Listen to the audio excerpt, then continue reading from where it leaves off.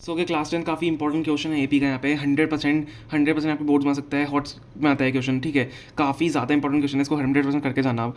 The angles of a triangle are in AP. हमें क्या दिया हुआ है, एंगल्स, जो ट्राइंगल के एंगल होते हैं, 3 एंगल्स होते हैं टोटली, तो किसमें है, वो एपी में है। अब ये काफ़ी इंपॉर्टेंट लाइन है, ध्यान से देखना। The least being half the greatest. The least मतलब लीस्ट जो सबसे छोटा वाला जो एंगल होगा वो ग्रेटेस्ट का कितना है, वो हाफ है। ग्रेटेस्ट का हाफ है वो सबसे छोटा वाला एंगल। समझ में आ गया, ग्रेटेस्ट एंगल का हाफ है।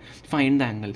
बहुत सारे बच्चे इस क्वेश्चन में कंफ्यूज होते हैं, मैं आपको बहुत ईजी तरीके से बताऊंगा। देखो, सबसे पहले एक एंगल, ट्राइंगल में कितने होते हैं, ट्राइंगल में एंगल कितने होते हैं, 3 एंगल होते हैं। तो जब भी आप एपी को आपको बनाना होता है, अब एंगल्स का आपको एपी बनाना है, तो आप कैसे बनाओगे। सबसे पहले आप बीच में ए ले लो, ठीक है, बीच में ए ले लो, उसके पीछे क्या लो, ए माइनस डी, ठीक है, ए माइनस डी, और आगे क्या ले लो, ए प्लस डी। समझ में आ गया। इस टाइप से हम एपी लिखते हैं, जब भी हमें एपी बनाना होता है हम एपी इस टाइप से लिखेंगे। ये मैंने यहाँ पे एपी बना दिया मतलब तीन टर्म्स का, क्योंकि 3 एंगल्स होते हैं। अब यहाँ पे क्या होगा, जो ए है हमेशा ग्रेटर देन 0 होगा, ठीक है, और डी भी हमेशा ग्रेटर देन 0 होगा। ये भी आपको कंडीशन लिखनी होती है, ठीक है। Where a is greater than 0, d is greater than 0। अब हमें पता है कि ट्राइंगल में इन अ ट्राइंगल एंगल्स का सम कितना होता है, तीनों एंगल का सम कितना होगा। ट्राइंगल में तीनों एंगल का सम कितना होगा, 180 डिग्री, ठीक है। ट्राइंगल में तीनों एंगल का सम कितना होगा, सम ऑफ 3 एंगल, ठीक है। सारे एंगल का तो सम होता है 180 डिग्री होता है।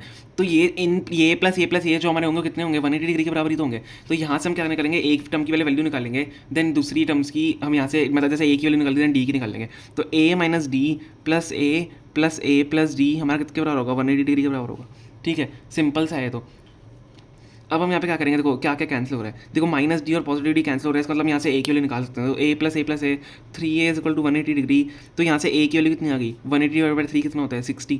180/3 कितना होता है, 60 डिग्री। तो ए की वैल्यू मैंने यहाँ से निकाल दी 60 डिग्री, ठीक है। एक एंगल मैंने निकाल दिया।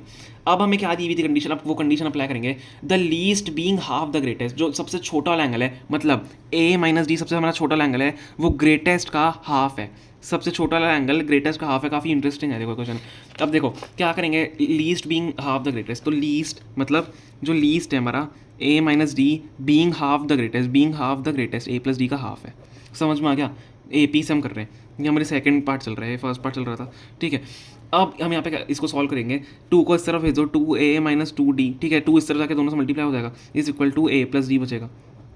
सॉल्व कर लेते हैं, ये d है, ठीक है। 2a को इस तरफ भेजो, a बच जाएगा, 2a माइनस ए हो जाएगा, और पॉजिटिव वहाँ पे जाके डी हो जाएगा, माइनस 2d है, वहाँ पे जाके 3d हो जाएगा, ठीक है। सिंपल सी कैलकुलेशन है।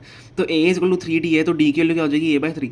डी के लिए a/3 हो जाएगी। तो a क्या है हमारा, a हमने 60 डिग्री निकाला है, तो 60 डिग्री बाय 3 हो जाएगा, विच इज इक्वल टू कितना होता है, 20।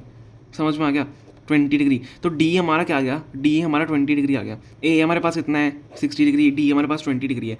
समझ में आ गया। तो हम क्या करेंगे, अब एंगल निकालेंगे। Hence from the A P, जो हमने ए पी बनाया है, द एंगल्स आर, ठीक है। अब from the A P angles क्या होंगे, देखो हमने ए पी क्या बनाया है, ए माइनस डी, ए और ए प्लस डी, हमारे पास सबकी वैल्यू है, इनकी वैल्यू डाल दो, ठीक है। ए माइनस डी, ए और ए प्लस डी है, ठीक है। इसमें वैल्यूज डाल दो। ए माइनस डी कितना होता है, A minus D A 60 degree minus 20 degree, comma A हमारा क्या है, ए तो 60 डिग्री है, ठीक है। ए प्लस डी 60 प्लस 20। समझ में आ गया। तो ए 60 माइनस 20 कितना होगा आपका, 40 डिग्री पहला एंगल, सेकंड एंगल 60 डिग्री है ही, और तीसरा एंगल 80 डिग्री है।